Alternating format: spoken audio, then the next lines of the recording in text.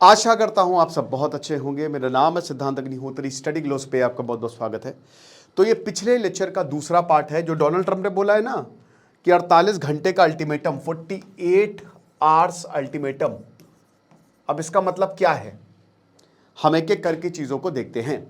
लेकिन उससे पहले आज के लिए हमने सेल और एक्सटेंड कर दी है। जो नहीं ले पाए हैं वो अभी भी हमारा prompt engineering, graphic designing, YouTube और 20+ AI टूल जो कि एक सर्टिफिकेशन कोर्स है, इतने सारे 100 के करीब वीडियोस हैं।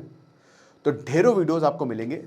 डिस्क्रिप्शन कमेंट बॉक्स में लिंक है इस कोर्स का, और अभी ये मात्र 1200 रुपये का है।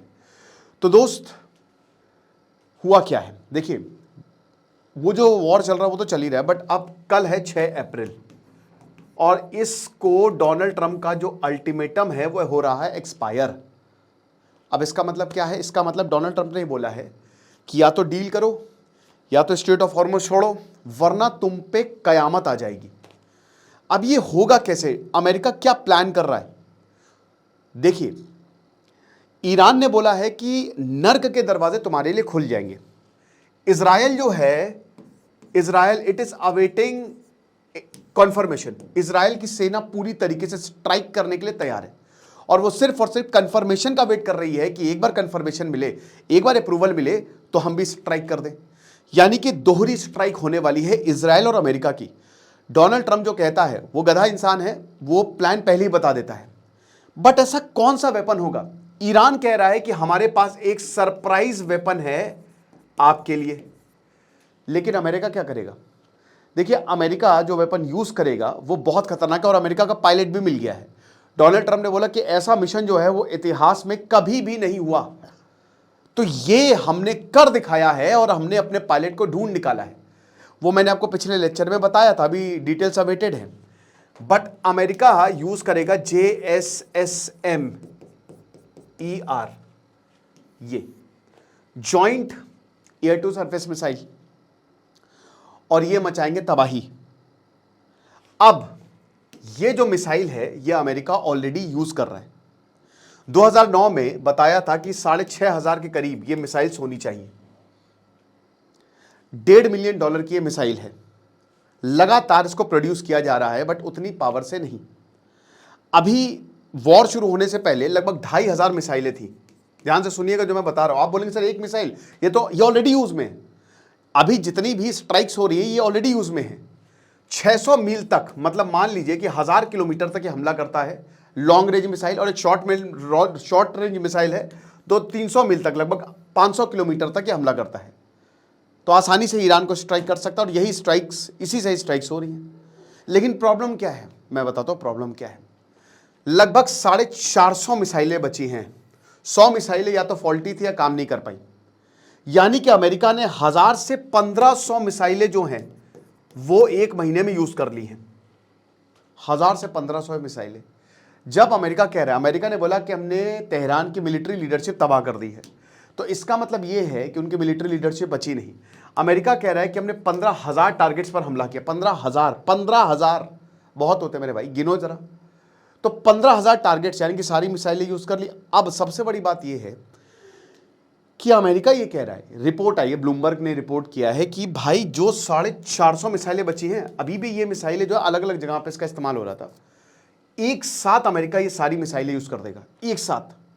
यानी कि अमेरिका अपनी इस मिसाइल का जखीरा खाली कर देगा, और पॉसिबल ये है कि 7 दिनों तक शॉक कर देगा। सबसे पहला 3 फेज में ये होने वाला है। So America will shock Iran. Iran को समझ में नहीं आएगा कि क्या हुआ है, और अमेरिका ये कर सकता है। अब इसमें मान के चलिए पावर प्लांट्स, क्योंकि देखिए ईरान, एक अमेरिका के पास रीजन ये है कि कुवैत के डीसैलिनाइजेशन प्लांट पर हमला हुआ। हो सकता है अमेरिका ने कुवैत को बोला भी हो कि देखो तुम हमला होने दो। कुछ देशों को बोल भी सकता है कि तुम हमला होने दो, इससे हमको रीजन मिल जाएगा कि हमने तुमको क्यों मारा। ऐसे फॉल्स फ्लैग ऑपरेशंस हुए हैं, तो इसकी भी पॉसिबिलिटी है। अभी हमको पता नहीं चलेगा कभी, लेकिन जो भी हो, ईरान खत्म हो सकता है, पूरी तरीके से खत्म हो सकता है। क्योंकि 6 अप्रैल 8 बजे कल रात में यह अल्टीमेटम हो जाएगा खत्म, और फिर अमेरिका क्या करेगा वो वही जानता है। और रिपोर्ट के हिसाब से ये सारी मिसाइल एक साथ दाग देगा, है ना, ये चीज है। अब दोस्तों ये स्टेल्थ क्रूज मिसाइल है, क्योंकि आप इसको डिटेक्ट नहीं कर सकते। One of the most, Bharat की ब्रह्मोस जैसे, है ना, ये अमेरिका की ब्रह्मोस है। और high value targets deep inside, कहीं पे भी कोई भी टारगेट हो, ये मिसाइल ने काम करके दिखाया है। लेकिन बिग डील क्यों है? क्योंकि ये अर्जेंसी है। द फर्स्ट इज अर्जेंसी, पहला पॉइंट है अर्जेंसी, क्योंकि अब America is not going to stop. America is actually losing this war. So America wants कि अब भाई वंस एंड फॉर ऑल हमला करो, whatever it takes, take down Iran, then come to the table, हम कोई अच्छी सी deal sign करेंगे and you will be down under. तो अमेरिका का प्लान इज सिंपल, ठीक है। और अब उसने सारे तीर कमान से निकाल के इस्तेमाल करके देख लिए, और अमेरिका को ज़्यादा कुछ हासिल हुआ नहीं है, बल्कि अमेरिका कटघरे में खड़ा हो गया है। तो वही पायलट की मम्मी ने जब ट्वीट किया कि दुआ करिए कि पायलट सेफ घर आ जाए, मेरा बच्चा सेफ घर आ जाए, तो ईरान ने बोला हमारे पास ज़्यादा सेफ है, वो ट्रम्प के पास सेफ नहीं। और वो सही भी कह रहा था ईरान, ठीक है। न्यूक्लियर लीक का खतरा भी बढ़ता जा रहा है। ये जो स्ट्राइक्स, अंधाधुंध स्ट्राइक्स हो रही है, न्यूक्लियर लीक का खतरा, ये फॉरेन मिनिस्टर ऑफ ईरान ने रिक्वेस्ट की है कि आप देखें, ये कोई आम बात नहीं है, आप समझ रहे हैं। तो हाई इंटेंसिटी ऑपरेशंस किए जाएंगे। अब मैंने कल आपको बताया था कि अगर ऐसा होता है, अगर अमेरिका जो है वो सिविलियन इंफ्रास्ट्रक्चर पर हमला करता है, तो उसके रेपरकशंस क्या होंगे। हाहाकार मच जाएगा दोस्तों, ये एक तरीके का जेनोसाइड हो जाएगा, लोग मरने लगेंगे, पूरी तरीके से मरने लगेंगे, और ईरान को फिर सरेंडर करना पड़ेगा। ईरान के पास चॉइस क्या है? या तो वो भयानक अटैक कर सकता है, या तो वो बातें कर सकता है, वो टेबल पे आ सकता है। अब ईरान के टेबल पे आने का मतलब ये है कि ईरान विल सरेंडर, और आपको शर्तें अमेरिका की माननी पड़ेगी, क्योंकि अभी तो 15 पॉइंट प्रोग्राम वो बकवास था, कुछ है नहीं। अब हो सकता है अमेरिका और डीप जाए, शायद एक दो पावर, क्योंकि इनका देखिए जो पावर प्लांट हिसाब किताब है वो काफ़ी डिसेंट्रलाइज्ड है ना। क्योंकि मेन यहाँ पे मैं क्यों बोल रहा हूँ बार बार पावर प्लांट, क्योंकि डोनाल्ड ट्रंप ने यही बोला था कि पावर प्लांट पे ही हमला करेंगे तुम्हारे, यही तुम्हारा मेन। और अभी उसने पुल पर हमला किया, ब्रिज पर हमला किया, 8 ब्रिजेस उड़ा दिए। अब ये एक सिविलियन इंफ्रास्ट्रक्चर है ना, लॉजिस्टिकल सपोर्ट यहीं से आता है। लेकिन ये एक बहुत बड़ा एस्केलेशन क्यों था? क्योंकि ये चेक कर रहा था अमेरिका और ईरान को प्रेशर में लाने की टैक्टिक। बट ईरान प्रेशर में आया नहीं, उसने हमले और बढ़ा दिए, यानी कि ये स्टेप 1 तो फेल हो गया। अमेरिका को लगा था कि ये सब करके ईरान टेबल पे आ जाएगा, बट ऐसा हुआ नहीं, ठीक है। तो अब ईरान के पास क्या विकल्प है? यही विकल्प है। और जितने भी क्रिटिकल इंफ्रास्ट्रक्चर है, जिसमें सबसे पहले आपकी न्यूक्लियर फैसिलिटी आता है, तो भाई न्यूक्लियर फैसिलिटी तो मार ही रहे हैं, और कितना मारेंगे। मिसाइल फैसिलिटी आता है, सिविलियन आता है इंफ्रास्ट्रक्चर, तो मिसाइल और न्यूक्लियर फैसिलिटी पे तो हमला हो ही रहा है। 90% मिसाइल कैपेबिलिटी खत्म हो गई है। ईरान कह रहा है कि हमारे पास कोई सरप्राइज वेपन है। अब इन्होंने क्या कोई चाइना से उधार ले लिया है, रशिया से उधार ले लिया है। देखिए रशिया चाइना बहुत मदद कर रहा है ईरान की, बट इनडायरेक्टली वो बदला ले रहा है रशिया कि तुमने बहुत जीपीएस दिया था ना, सारी सैटेलाइट से फोटो दी थी रशिया यूक्रेन को, अब बेटा मेरी बारी है, अब हम देंगे सैटेलाइट से फोटोस, ठीक है। अंडरग्राउंड बंकर्स है। अब ये जो मिसाइल हैं, ये B-52 और B-1 जो बॉम्ब्स हैं, बंकर बस्टर बॉम्ब्स, उनको ले जाएगी। लेकिन वो कितने नीचे हैं, उनका न्यूक्लियर मटेरियल या अंडरग्राउंड सिटीज कितने नीचे हैं, ये अमेरिका को नहीं पता। तो वैसे भी इनका जो इंफ्रास्ट्रक्चर है that has been heavily hit. और अगर मान लीजिए कि जैसे अमेरिका को जो टाइप स्टॉक पाइल्स है, रिस्क भी है कि कहीं ये ड्रेन ना हो जाए, और ये ड्रेन होगा। अमेरिका का स्टॉक पाइल पूरा खत्म हो जाएगा अगर वो हमला करता है। और आपको क्या गारंटी है कि ईरान इसके बाद बच जाए? ईरान बच जाएगा, मान लीजिए बच गया, तो फिर आपका क्या हल करेगा? भाई आपके सारे हथियार आप एक साथ थोड़ी ना यूज करोगे, लेकिन अमेरिका ये करेगा। अमेरिका ने कैलकुलेटेड रिस्क ले रहा है, वो हाई रिस्क हाई रिवॉर्ड वाला सिस्टम। और लॉकहीड मार्टिन और जो बाकी कंपनीज इस मिसाइल्स को बनाती हैं, वो इतनी जल्दी से प्रोड्यूस नहीं कर पाएंगे, लग जाएंगे 3-4 साल इस जखीरों को भरने के लिए। 2009 में सोचिए, 2009 से लेकर अब तक 2500 से 3000 मिसाइलें बनी हैं जब से अप्रूव हुई है। ये अप्रूव से याद आया, अमेरिका ने $1.3 ट्रिलियन की मदद मांगी है, एक देश की इकोनॉमी जितनी, कांग्रेस से। $1.3 ट्रिलियन।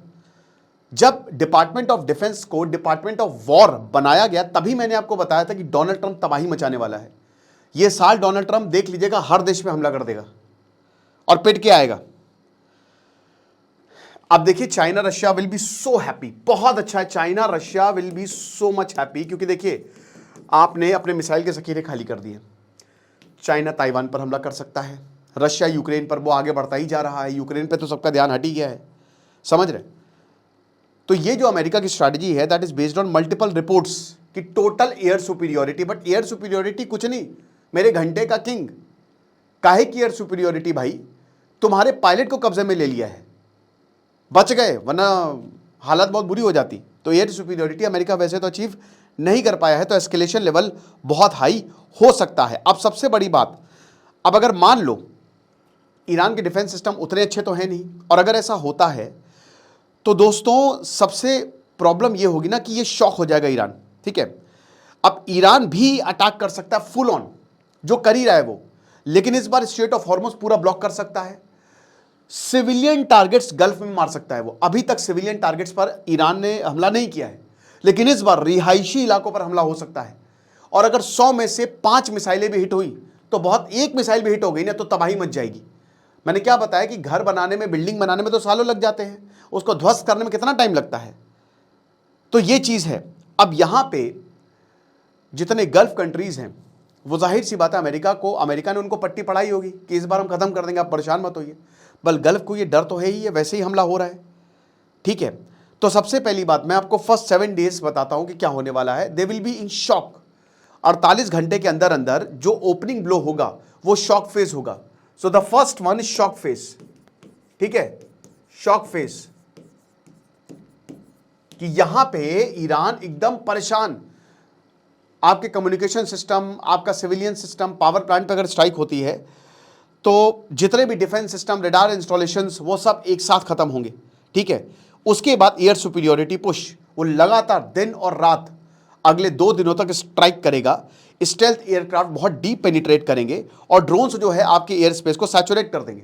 और फिर उसके बाद कमांड सेंटर्स, IRGC फैसिलिटी और मिलिट्री एयरपोर्ट्स पर जाएगा, यानी कि ईरान की मिलिट्री, उनकी कमांड फैसिलिटी, उनकी ड्रोन फैसिलिटी, सब कुछ खत्म हो जाएगा, ठीक है।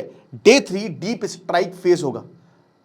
अब ये से फेज 2 होगा। इसमें क्या है कि जो स्ट्रैटेजिक टारगेट्स हैं उन पर हमला होगा, और डीप जाएंगे ये। पहले तो सतह पर मारेंगे, उसके बाद और डीप जाएंगे, और ईरान के पास जो कुछ है अपनी सारी ताकत से वो हमला करेगा, सारी मिसाइलें दाग देगा, और जहां पे मारेगा, कहीं पे भी, पाकिस्तान पे भी मार सकता है वो। और डे 4 रीजनल स्पिलओवर होगा, क्योंकि अब आपके बेसेस अंडर अटैक, आपके एलाइज आर अंडर अटैक, समझ रहे हो। सो वर्ल्ड वॉर 2 का रिस्क बढ़ जाएगा, और उस समय हो सकता है कि सारे देश इसमें पार्ट ले लें, कि ईरान को रोकना होगा, अमेरिका को तो आप रोक नहीं सकते।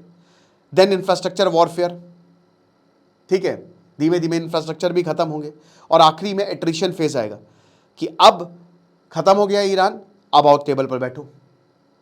मेरे ख्याल में ईरान को भी थोड़ी सी समझदारी दिखानी चाहिए, और उसको भी बातचीत जो है वो करना पड़ेगा।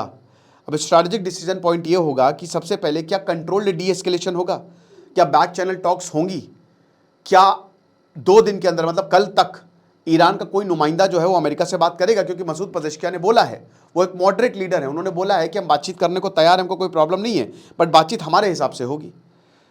तो ये पॉसिबिलिटी है कि अमेरिका ऐसा ईरान का हाल कर दे। अब वो कल ही पता चलेगा, क्योंकि जिस तरीके से डोनाल्ड ट्रंप बात कर रहे हैं उनका प्लान बड़ा है। बाकी आपको क्या लगता है मुझे बताइएगा, और हमारा बहुत ही शानदार कोर्स अभी भी आप अवेल कर सकते हैं, आज आखिरी दिन है। Thank you so much.